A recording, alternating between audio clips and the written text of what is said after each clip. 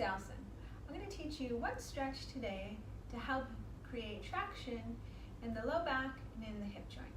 And what is traction? Traction means increasing space in between two bones. And why would you want this? If a doctor ever told you you have some type of degenerative joint disease or disc disease or any other type of label where there's decreased space either in the low back or the hip, then this is for you. If you have low back pain or hip pain or even nerve pain, then this will also help. If you have hamstring shortness, meaning that you feel your hamstrings are very tight, especially when you bend forward, then this will help to retrain the body on more efficiently utilizing your muscle strength and moving the hip in a way that takes pressure off the spine. So again, helping your low back. What do you need? 2 straps and a floor. All right, so you want one strap to have a loop, and you want a strap that has a good solid buckle that'll hold and lock. So how do you create your loop? You take the end of one strap, place it in the bottom of the buckle and thread it around the top. And then it should lock, not move. So I would avoid using straps that have a lot of give or elastic.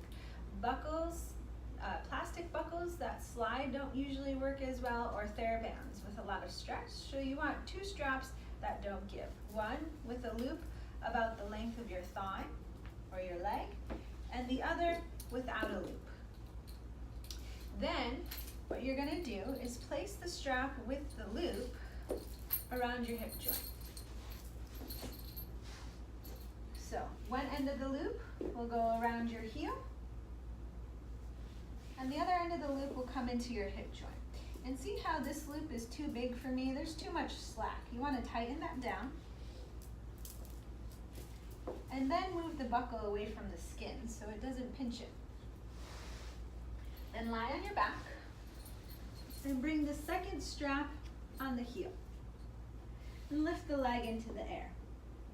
Be careful about bending the leg. Sometimes we have this goal to try to bring the leg to 90 degrees. That's a very efficient goal to have. It'll help take a lot of pressure off your spine. But in the meantime, if you have really tight hamstrings, you can bend the leg a little bit to lift up, but then try to straighten it to help create length back here and really engage the front of your thigh. So this pose is very active, as well as pushing out through the heel of the second strap. Then relax the shoulders away from the ears, close the eyes, and breathe 5 to 8 breaths or 1 minute. Then to switch sides, you'll place the heel of the lifted leg next to the other side and bring the strap over to the other hip. Lasso your second heel and lift the leg. Re-engage the front of the thigh to help open back here and reclose the eyes. Breathe for 60 seconds. Now, how many times a day do you repeat this? Ideally once every day. You can decide if morning's better or night. Morning's good for retraining the system.